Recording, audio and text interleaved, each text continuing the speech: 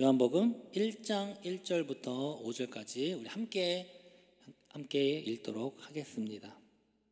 네, 다 찾으셨으면 함께 읽겠습니다. 태초에 말씀이 계시니라. 이 말씀이 하나님과 함께 계셨으니 이 말씀은 곧 하나님이시니라. 그가 태초에 하나님과 함께 계셨고 만물이 그로 말미암아 지은 바 되었으니 지은 것이 하나도 그가 없이는 된 것이 없느니라. 그 안에 생명이 있었으니 이 생명은 사람들의 빛이라. 빛이 어둠에 비치되 어둠이 깨닫지 못하더라. 아멘. 함께 기도하겠습니다. 사랑과 은혜가 충만하신 아버지 하나님 감사합니다. 너무나도 귀한 날을 우리에게 허락하시고 또 이 귀한 날 주님 앞에 예배하게 하심을 감사를 드립니다. 우리는 주님께서 부르신 이미 만세전에 우리를 택하신 하나님의 자녀임을 우리가 알게 하여 주시고 또 이렇게 나와서 주 앞에 예배합니다. 이 예배 가운데 하나님께서 함께 하시고 우리와 동행하여 주심을 우리가 고백합니다. 우리가 삶 가운데서 주와 동행하게 하시고 또 주의 말씀 가운데 주의 예배 가운데 우리를 부르셨으니 주님께서 우리 함께 하시고 우리를 책임져 주실 줄 믿습니다. 이 시간 주의 말씀 듣기 원합니다. 이 말씀 가운데 놀라운 하나님의 주 예수 그리스도의 생명의 능력이 나타나게 하시고 우리로 말미암아 또 놀라운 하나님의 예수 그리스도의 그 사랑을 증거하는 증인자로서 우리가 세움받게 하여 주시옵소서. 주의 말씀 들을 때 깨닫는 은혜와 순종의 믿음을 더하여 주시옵소서.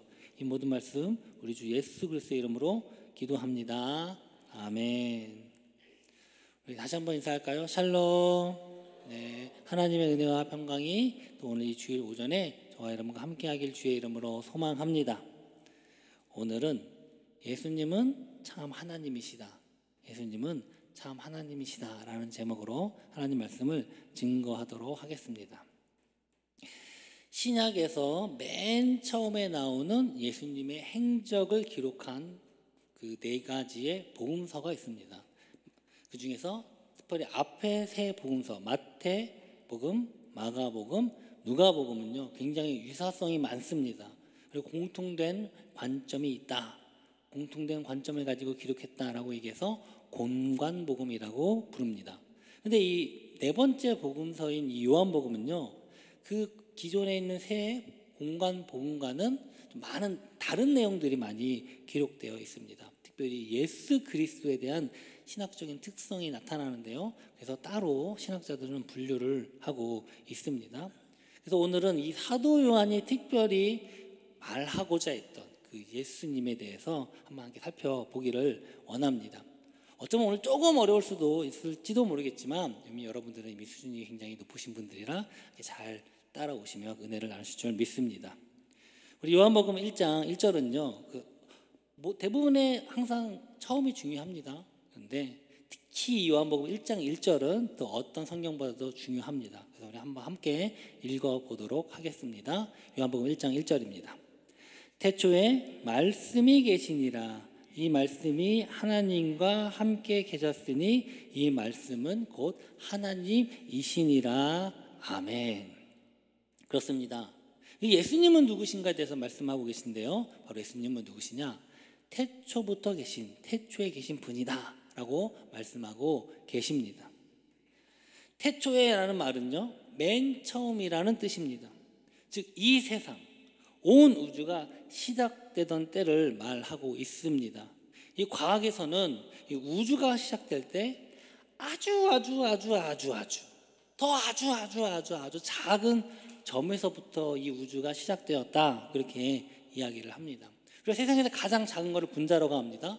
그것보다 더 작은 걸 원자라고 합니다. 원자도 핵과 또 전자로 나눠집니다. 근데 그것보다 더 작은 게 있어요. 바로 핵을 나눠주면 양성자, 중성자가 있고요. 더 쪼개질 수가 있다고 하는데 쿼크 이런 다양한 아원자, 소립자들로 이루어졌다라고 이야기를 합니다. 그런데 우주는요 이보다 더 작고 작은 점에서 생겨났다 그렇게 이야기를 합니다. 어떻게 그런 일이 있는가? 그건요 1929년도에 미국의 천문학자였던 그 에드윈 허블이라는 사람이 발견을 했는데 이 우주가 가만히 있지 않고 팽창한다는 겁니다. 예를 들면 우리가 풍선을 불면 풍선이 점점 커지듯이 이렇게 우주가 팽창한다는 것입니다. 성도들은 굉장히 처음에 놀랐습니다. 야, 우주가 팽창한다고? 근데 이거를 거꾸로 생각해 보면 어떤 뜻이 됩니까? 시간을 거슬러 올라가면 점점 우주가 작아지는 거 아니냐? 그렇게 해서 생각해낸 것이 바로 이 빅뱅 우주론이다라는 것입니다. 그래서 이 모든 우주가요, 지금은 우리가 어마어마하게 크고 보통 우리가 엄청나게 큰 단위를 천문학적 단위라고 합니다. 우리가 상상할 수 없는 큰 멀기 때문에 그렇게 이야기를 하는데, 그 과거에는 아주 작은 우주, 작은 것의 점에서부터 시작했다. 이게 갑자기 폭발해서 지금의 우주가 만들어졌다. 그래서 빅뱅 뻥, 그래서 이제 빅뱅이라고 이야기를 합니다. 그런데요, 재미있는 건 무는 아니에요. 아무것도 없는 건 아니에요. 우리가 볼 때는 느낄 수도 없는 거지만 아무튼 아주 조그만 게 있다는 거예요. 근데 그 상태가 굉장히 엄청난 에너지로 가득 찬, 온도가 무한대로 높고요, 밀도도 엄청나게 높은 그 고에너지 상태의 우주가 거기서부터 시작됐다라는 것입니다. 그런데 재밌는 건요, 이 우주가 생겨날 때 공간과 시간도 함께 생겨났다는 것입니다. 그래서 사람들이, 그럼 과학자들이 이렇게 물어봅니다. 그럼 그 빅뱅이 생기기 전에는 뭐가 있었습니까? 라고 얘기하면요, 몰라요 그래요. 말할 수 없습니다 라고 얘기합니다. 왜냐하면 시간이라는 것이 우주가 만들어질 때 같이 만들어졌기 때문에 그 이전이라는 것 자체가 없다는 겁니다. 의미가 없다는 것입니다. 그것은요, 또 이 아인슈타인이라고, 여러분 다 아시죠? 아인슈타인? 네, 그 아인슈타인이 상대성 이론에서 시공간이라는 것을 이야기하면서 이야기한 것인데요, 이 세상은요, 시간과 공간이 복합되어 있는 시공간의 4차원으로 이루어졌다라고 이야기를 합니다. 그래서 우리가 시간 따로 공간 따로가 아니라는 겁니다. 그래서 만약에 타임머신이 만들어진다고 해서 과거로 간다고 할지라도 우주가 탄생하기 이전에는 갈 수 없다는 거예요. 그냥 갈 수가 없다는 거예요. 왜냐하면 시간과 공간이 그때 만들어졌기 때문이라고 설명을 합니다. 여러분 이해가 가십니까? 이해가 가면 천재겠죠. 네, 저도 이해가 안 갑니다. 아무튼 처음 이 빅뱅이 일어날 때 이렇게 된다는 겁니다. 그럼 사람들이 또 이렇게 질문하죠. 그러면 그 처음 상태, 아주 작지만 에너지가 많이 밀집되어 있는 그 상태는 어떻게 만들어졌습니까? 라고 물어보면 또 모릅니다 그래요. 그냥 그렇게 만들어졌을 거라고 추정합니다 라고 이야기를 한다는 것입니다. 이것이 오늘날 21세기 현대 과학이 이야기하고 있는 우주의 생성 기원의 설명입니다. 과학의 한계라고 할 수 있죠. 그런데 신기한 건요, 이 성경은요 뭐라고 말씀하느냐? 태초에 예수님이 계셨다 이렇게 말씀을 합니다. 근데 이 예수님이 이 과학자들이 말한 것처럼 처음 우주가 생성될 때 같이 만들어지거나 그때 존재하신 분이 아닌가 이렇게 또 사람들이 생각할 수 있는데, 그것이 아니라 오늘 성경에 보면요, 원문의 뜻은요 태초 이전부터 이미 계셨다라는 뜻이에요. 그래서 이 영어 성경에는요, NEV라고 하는 영어 성경에는 이미 그걸 분명하게 하기 위해서 이전이라고 하는 already라는 뜻을 넣었어요. 그래서 이전에 계셨다라고 설명을 하기도 합니다. 사랑하는 성도 여러분, 예수님은요 온 우주가 탄생하기 전부터 계신 분이십니다. 혹시 또 이 중에 아니 우주가 생성될 때 시간과 공간이 만들어졌다면서요, 그런데 어떻게 이전이라는 말이 존재합니까? 라고 또 이렇게 물어보실지 모르겠어요. 네, 그렇습니다. 우리는요 시간과 공간 안에 존재할 수밖에 없는 존재입니다만, 그래서 우리가 이전이라는 걸 상상할 수 없다고 과학자들 이야기하죠. 그러나 예수님은요 시공간에 종속되신 분이 아니라는 겁니다. 더 나가면 그것을 초월하신 분이라는 겁니다. 그래서 요한복음 1장 3절에 보니까요, 만물이 그로 말미암아 만들어졌다, 지음받았다 이렇게 말씀을 합니다. 우리 한번 함께 읽어보겠습니다. 만물이 그로 말미암아 지은 되었으니 지은 것이 하나도 그가 없이는 된 것이 없느니라. 아멘. 시공간을 초월하기 때문에 하나님께서, 우리 예수님께서는 시공간을, 우주를 만드실 수 있는 것입니다. 시공간에 갇혀 있는 분은요 그 시공간을 만들 수가 없습니다. 여러분들이 집 안에 있으면서 집을 만들 수 있습니까? 만들 수 없죠. 집 밖에 있어야 밖에서 집을 세우고 그 안에 들어갈 수 있는 것 아닙니까? 시공간 안에 갇혀 있거나 그것 자체 안에 있는 건요 절대로 만들 수가 없는 것입니다. 그래서 사람들은요, 우리는 이 시공간 안에 갇혀 있습니다. 세상 사람들은요, 세상에서 가장 공평한 것을 시간이라고 이야기를 합니다. 왜냐하면요, 우리는 이 시공간에 갇혀 있기 때문에 우리는 시간을 역행할 수도 없어요. 다 시간은 누구에게나 동일하게 흐르기 때문이다라고 말을 하고 있습니다. 그래서 오늘날 죄를 지었을 때 형벌로 어떤 것을 가합니까? 바로 감옥에 가게 돼요. 이 감옥에 갔는데 그냥 아무것도 안 해요. 그럼 뭐합니까? 이 감옥에 간다는 형벌은요, 시간을 뺏는 겁니다. 그 사람에게. 그 사람이 뭔가 하고 그 삶을 그걸 다 강제로 뺏는 것을 의미합니다. 왜? 이 세상에서 가장 사람에게 공평한 것은 시간이기 때문에 그것이 공평한 형벌이다라는 것입니다. 우리가 형벌을 돈으로 지불할 때는 벌금이라고 이야기를 하죠.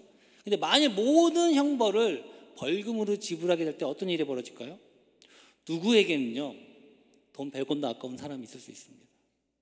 500만 원, 1000만 원. 근데 누구에게는요, 돈 많은 부자들, 막 요즘 뭐 수십조 갖고 있는 사람도 여러 명 있다 보니까 그 사람들에게는 1억, 2억 돈도 아닙니다. 그러면 만약에 우리가 어떤 받은 형벌을 돈으로 지불한다고 할 때 100억 벌금을 냈어요. 우리에게는 목숨 바쳐도 못 갚을 돈이지만 그 수백, 수천억, 수조를 갖고 있는 사람에게 있거든요, 꽁값이라는 겁니다. 그러면 어떻게 됩니까? 그들은요, 아무리 죄를 져도 돈 내면 끝이에요. 공평합니까? 공평하지 않다는 겁니다. 그러나 그 사람이든 돈이 아무리 많든 적든 시간을 뺏어서 가둬두십시오. 그래서 우리가 모두 그래서 감옥에 가두는 거, 이게 공평한 형벌이다. 시간은 모든 사람에게 공평하기 때문에 라고 이야기를 하기 때문에 그렇습니다. 그런데 재밌는 건요, 성경은 시간이 공평하다고 이야기하고 있지 않다는 것입니다. 여러분, 정말 시간이 모든 사람에게 똑같습니까? 공평합니까? 아니에요. 분명히 지금 이 설교를 듣고 있는 이 시간에도 어떤 사람에게는요, 이 시간이 너무나도 지겹고 따분하고 질려서 왜 이렇게 시간이 안 가? 라고 느끼는 사람이 있을지 모르겠습니다. 또 어떤 사람에게는 너무 이 시간이 재밌고 즐거워서 시간이 너무 빨리 가, 너무 아쉬워, 왜 이렇게 시간이 짧은 거야? 라고 느껴지는 분이 계실지도 모릅니다. 할렐루야? 아닙니까? 아이들에게 물어보면요, 왜 이렇게 시간이 안 가네요. 빨리빨리 시간이 갔으면 좋겠는데. 그런데 여러분들에게 물어보면요, 왜 이렇게 시간이 빨리 가냐. 쏜살같이 뭐 날아간다라고도 표현하죠. 성경에도 그렇게 있어요. 시간이 날아갑니다. 그러니까 시간이 공평합니까? 아니라니까요. 사람마다 분명히 시간이 다르다라는 것입니다. 여러분들, 이건요, 인간의 개인적인 감정만이 아니에요. 실제로 물리학에서 시간은 다르게 간다고 이야기합니다. 그게 아인슈타인이 이야기한 상대성 이론이에요.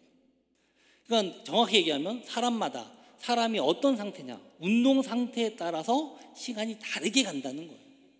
그래서 어떤 사람에게는요, 내가 빛의 속도로 빨리 가면은 나에게는 시간이 천천히 가고, 다른 사람에게는 시간이 빨리 가는 거예요.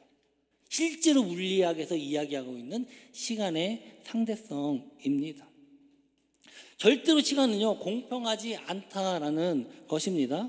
그럼 무엇이 가장 공평합니까, 여러분? 여러분, 성경에서 그 분명히 이야기하고 있는데요, 성경에서 가장 공평하다고 이야기하는 것은 죽음이다, 그렇게 말씀을 합니다. 그래서 성경은요, 바로 죄값을 치르는 방법으로 사망, 죽음을 이야기하고 있습니다. 로마서 6장 23절 상반절에 보니까 죄의 싹은 사망이요, 이렇게 말씀을 합니다. 무슨 말이냐면 돈이 많든지 적든지, 나이가 많든지 적든지, 남자이든지 여자이든지, 튼튼하든지 약하든지 상관없이 모든 사람에게 죽음은 동일하다라는 것입니다. 죽음은 반드시 옵니다. 이 죽음은요, 예외가 없다라는 것입니다. 모든 사람은 죽음 앞에서 공평한 거예요. 나이 어린 사람이라고, 나이 많은 사람이라고, 죽음은 공평합니다. 그래서 히브리서 9장 27절 이렇게 말씀하시죠. 함께 읽어볼까요? 한 번 죽는 것은 사람에게 정해진 것이요, 그 후에는 심판이 있으리니. 이 공평한 죽음이 죄값이 되는 것은요, 바로 죽음 이후의 끝이 아니라 심판이 있기 때문이다 라고 말씀을 합니다. 우리가 죽으면 이 세상에서의 시간은 끝날지 모르겠어요. 하지만 절대로 그것이 끝이 아니라는 겁니다. 시간을 주관해 계신 분이 존재하기 때문에 그렇습니다. 바로 그분이 심판하시기 때문에 그렇다라는 것입니다. 예수님의 12명의 제자 중에서 가장 먼저 죽음을 당한 사람은 배신한 가룟 유다입니다. 자살했어요. 그리고 나서 나머지 11명의 제자들이 다 순교를 했는데 복음을 위해서 가장 먼저 순교한 사람이 누구냐? 바로 사도 야고보입니다. 그 야고보 사도는요, 뭔가 해보지도 못하고 교회가 막 세워지고 났는데 핍박이 와서 헤롯 왕에게 바로 칼로 죽임을 당했습니다. 그래서 그가 뭔가 한 행적이 없어요. 기록이 없어요. 그냥 바로 죽임을 당했기 때문에. 반면에 그의 형제였던 사도 요한은요, 11명 그 사도 중에서 가장 오래 살았어요. 장수했어요. 그리고 마지막 반모섬에서 유배하면서 예수 그리스도께서 다시 오실 그 재림의 날을 환상으로 보았고 기록한 것이 요한계시록입니다. 그러면 두 사람이 살아온 그 시간, 그 길고 짧음을 가지고 그 사람의 삶을 잘했다 못했다 평가할 수 있습니까? 없다라는 겁니다. 누가 더 아깝고 누가 더 괜찮았다 이렇게 말할 수 있습니까? 없다라는 겁니다. 왜요? 죽음이 끝이 아니기 때문에 그래요. 사랑하는 성도 여러분, 이 세상에서 우리가 긴 시간의 삶, 짧은 시간의 삶, 우리에게 긴 시간의 삶 중요합니다. 여러분은 복 받으신 분들 믿습니다. 네, 복 받으셔서 저보다 더 오래 사셨으니까. 적어도 저보다는 보장됐잖아요, 그 삶을. 그러나 이 시간의 길고 짧음이 우리의 삶을 절대로 평가하지 못한다라는 것입니다. 세상의 시간은요, 전부가 아니에요. 죽음으로 끝이 아니기 때문에 그렇습니다. 그래서 진짜 지혜로운 사람은요, 이 땅의 시간을 위해 사는 사람이 아닙니다. 세상 사람들은 뭐라고 얘기하는지 아십니까? 지혜로운 사람은 돈을 주고 시간을 산다. 어리석은 사람은 바로 시간을 주고 돈을 산다, 이렇게 얘기해요. 무슨 말인지 한번 잘 생각해 보십시오. 그러나 이건 세상이 이야기하는 거예요. 진짜 지혜로운 사람은요, 바로 이 세상의 시간이 아니라 죽음 이후의 시간, 죽음 이후의 이 심판을 피하기 위해 정확히 얘기하면 이것을 사는 사람이 진짜 지혜로운 사람이다라는 것입니다. 두 번째, 예수님은 누구신가? 바로 말씀이다, 이렇게 이야기합니다. 우리 요한복음 11장 1절 1장 1절 다시 한번 읽어볼까요? 태초에 말씀이 계시니라. 이 말씀이 하나님과 함께 계셨으니 이 말씀은 곧 하나님이시라. 여기서 중요한 건 말씀이 계시니라, 이렇게 이야기하고 있습니다. 이 많은 신학자들이 이 태초에 말씀이 계시니라 이 문장을요, 당시에 고대 헬라, 우리 헬라가 이제 고대 그리스를 의미하는 말입니다. 그래서 헬라 혹은 고대 그리스, 그 당시에 우리가 철학하면 뭡니까? 헬라 혹은 그리스 아닙니까? 그리스 철학 혹은 그리스의 신학과 비교 분석하면서 굉장히 여러 가지 의미를 부여했습니다. 특별히 이 말씀으로 원래 번역된 원래 그 헬라어 성경은 바로 로고스라는 단어입니다. 근데 이 로고스라는 단어가 당시에 이 헬라 철학에 있어서 굉장히 철학적으로 의미를 갖고 있는 단어였기 때문에 이 사도 요한이 뭔가 철학적으로 이것을 사용해서 로고스, 그 당시에 그리스 철학을 이용해서 로고스라는 개념을 사용했는가, 굉장히 설왕설래 많은 이야기들이 있습니다. 그래서 심지어 로고스 신학이다라고 부르는 사람들도 있습니다. 그러나 저는요, 그 그리스의 철학, 헬라의 철학과는 아무 상관없다라고 생각합니다. 저는 그냥 성경 이 말씀 그대로, 예수님은요 말씀인 것입니다. 여러분, 성경을 다른 말로도 우리가 뭐라고 얘기합니까? 뭐라고 하죠? 네, 주의 말씀, 계시된 말씀이라고 이야기합니다. 우리에게 주님의 뜻을 알려주는 계시된 말씀, 바로 그것이 성경인 것입니다. 예수님은요 바로 이 성경이 계시된, 구약에 계시된 그 말씀을 직접 우리에게 보여주신 거예요. 예수님 자체가 성경에 이루어진 그 말씀대로 우리에게 보여주신 그 사건, 바로 그것이 예수님이라 하고 말씀합니다. 근데 중요한 건 문제가 있죠. 우리는 예수님을 보았습니까? 못 봤습니다. 우리는 예수님의 말씀을 직접 들었습니까? 못 들었습니다. 부활하신 우리는 예수님을 체험했습니까? 체험하지 못했습니다. 그런데 어떻게 우리가 예수님을 믿을 수 있습니까? 그건요, 예수님이 말씀이시기 때문에 그래요. 또한 성경을 통해서 말씀하시기 때문에 그래요. 또한 이 순간 저의 설교자 입을 통해서 말씀하시기 때문에 그렇습니다. 로마서 10장 17절 함께 읽어보겠습니다. 그러므로 믿음은 들음에서 나며 들음은 그리스도의 말씀으로 말미암았느니라. 아멘. 어떻게 믿음이 들음에서 납니까? 그건 예수님의 말씀 자체이시기 때문에 그렇습니다. 2000년 전에 오신 예수님이시지만 이미 우리 예수님은요, 시간을 초월하신 분이에요. 지금도 우리에게 말씀하고 계시는 분이시기 때문에 그렇다는 것입니다. 그래서 오늘도 우리가 주의 말씀을 들을 때요, 2000년 전의 사건이 아닌 지금 우리에게 일어나고 있고 우리에게 믿음이 생긴다라는 것입니다. 가끔 보면 그렇게 비판하는 사람도 있어요. 종교라는 것은 사람을 세뇌시키는 것이다 라고 주장하는 겁니다. 거짓말도 계속 들으면 진짜라고 착각하는 것처럼 종교라는 것이 인위적으로 만들어낸 것을 사람을 이렇게 계속 강제로 주입해서 현혹시키는 것이다, 이렇게 이야기를 합니다. 다 거짓말인데 가짜로 만들어낸 건데 그렇다는 것입니다. 그런데 여러분 한번 생각해 보십시오. 거짓말이 2000년 동안 유지될 수 있습니까? 이게 더 불가사의예요. 한때 잠깐은요, 또 일시적으로는요, 유행하면 사이비 종교도 한번 부흥할 때가 있어요. 그러나 시간 지나면 다 그것의 거짓됨이 낱낱하게 드러납니다. 2000년 동안 이건요, 오히려 거짓말을 2000년 동안 유지하는 게 더 신기한 따름이에요. 그런데 그렇게 이야기하는 사람들이 있다는 것입니다. 또한 이 사건이 그냥 2000년 전에 끝나버린 사건이라면, 실제 있었던 일이지만 끝났던 사건이라면, 여러분 2000년 전, 1500년 전 그 모든 사건 우리랑 무슨 상관이 있습니까?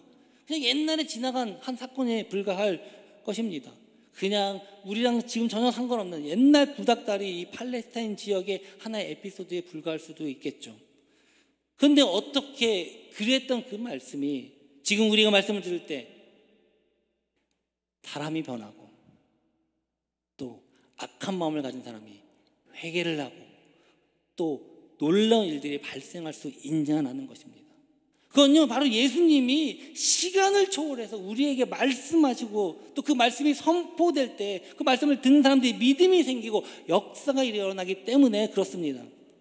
또 우리에게 말씀하시는 분은요, 우리에게 말씀을 통하여 우리에게 세상의 빛을 비춰주시고 가장 중요한 생명을 주시기 때문에 그렇다는 것입니다. 요한복음 1장 4절 한번 함께 읽어보겠습니다. 그 안에 생명이 있었으니 이 생명은 사람들의 빛이라. 아멘.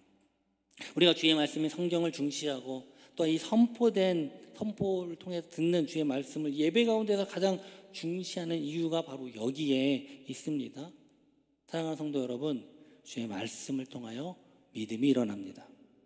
주의 말씀을 통하여 역사가 일어납니다. 주의 말씀을 통하여 생명을 얻게 됩니다. 여러분 믿으십니까?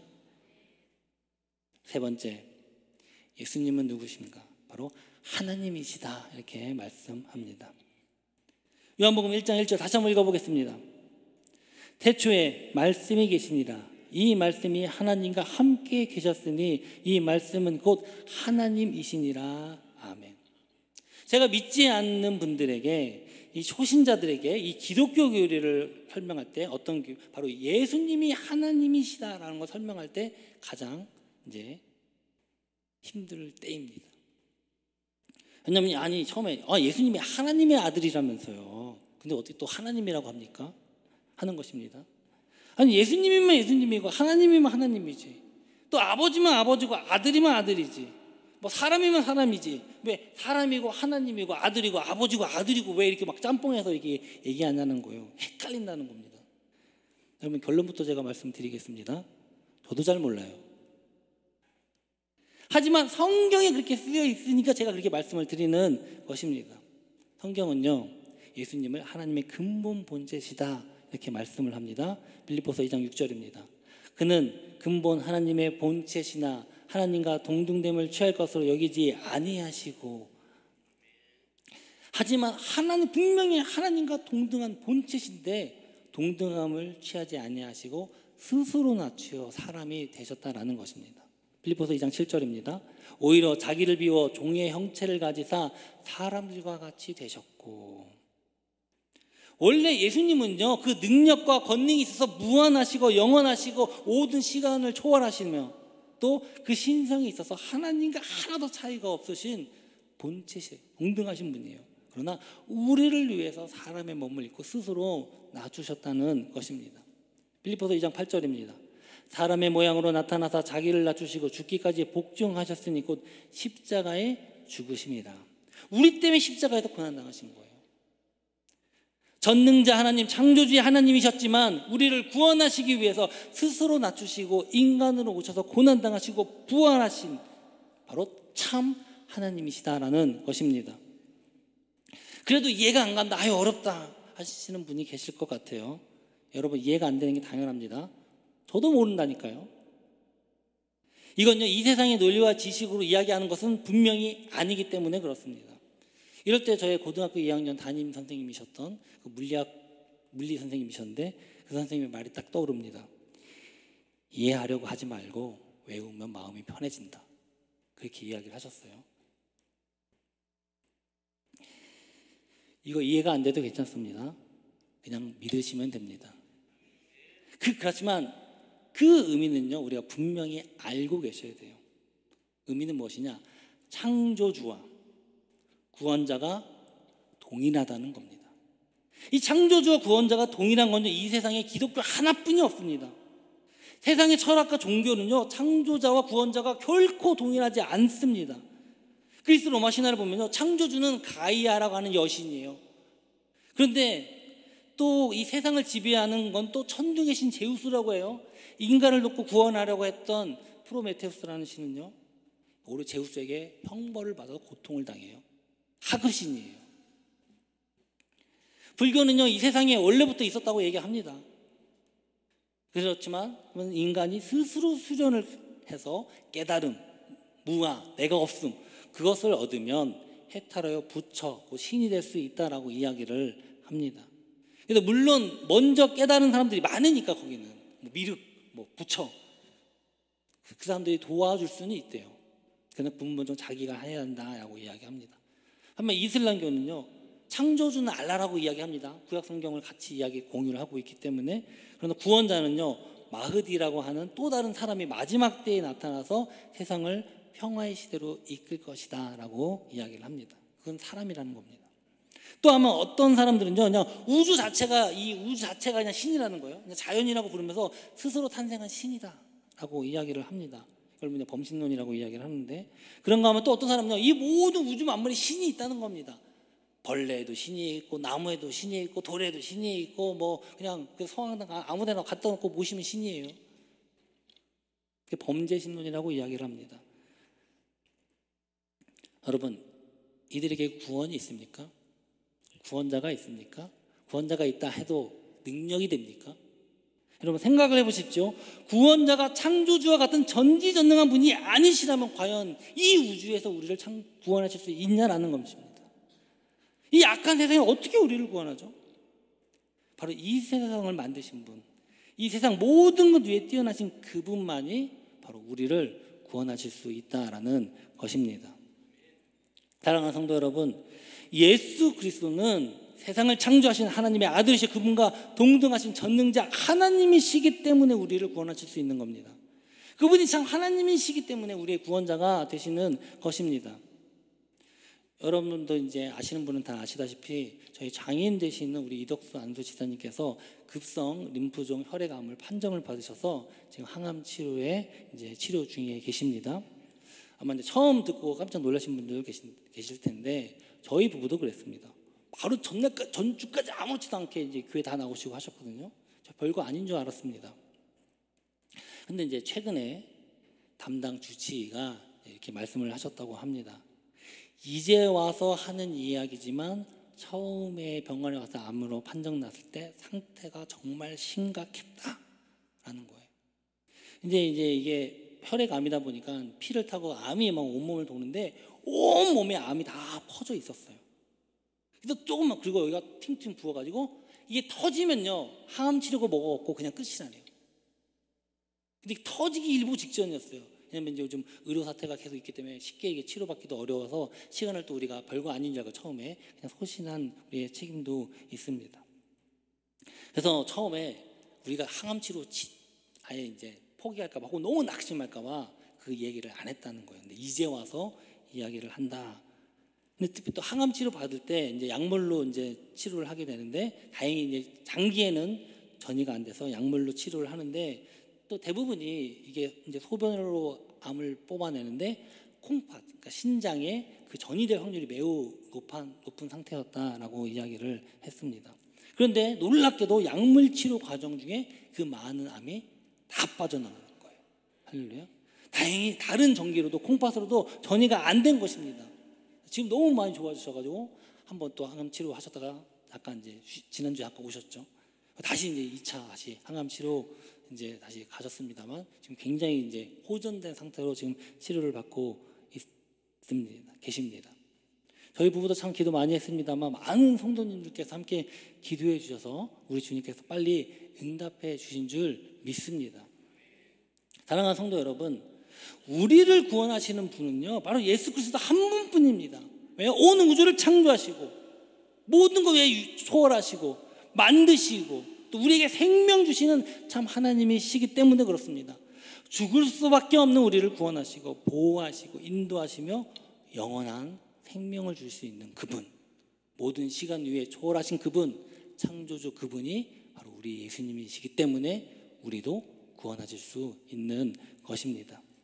사랑하는 성도 여러분, 예수님은요 태초부터 계신 하나님이십니다. 지금도 우리에게 말씀하시고 우리와 함께 하시는 하나님이십니다. 또 우리를 구원하시는 참 하나님이십니다. 바로 이것을 우리가 깨닫고 믿는 저와 여러분 되길 주의 이름으로 소망합니다. 오늘도 우리를 인도하시고 구원하시는 그 은혜를 누리는 저와 여러분 되길 소망합니다. 이 은혜와 복이 저와 여러분과 함께하길 주의 이름으로 축원합니다. 우리 함께 일어나서 결단하기를 원합니다. 주님, 정말 내가 예수님이 누구인지를 온전히 알기를 원합니다. 태초전, 영원전부터 계시고 우리에게 말씀하시고 구원하신 하나님, 그분, 바로 그분이 우리 주 예수 그리스도임을 고백합니다. 주께서 말씀하실 때 듣기 원하며 주께서 주신 그 생명을 누리며 우리 참 하나님이신 주님과 동행하게 하여 주시옵소서. 이렇게 고백하면서 우리 찬송가 96장 예수님은 누구신가 우리에게 힘차게 세상이 다 떠나갈 정도로 크게 선포하며 우리가 찬양하며 우리 봉헌하기 원합니다.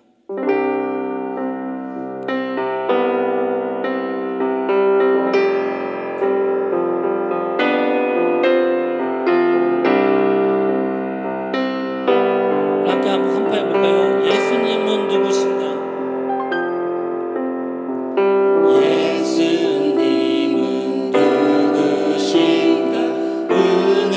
자의 위로와 없는 자의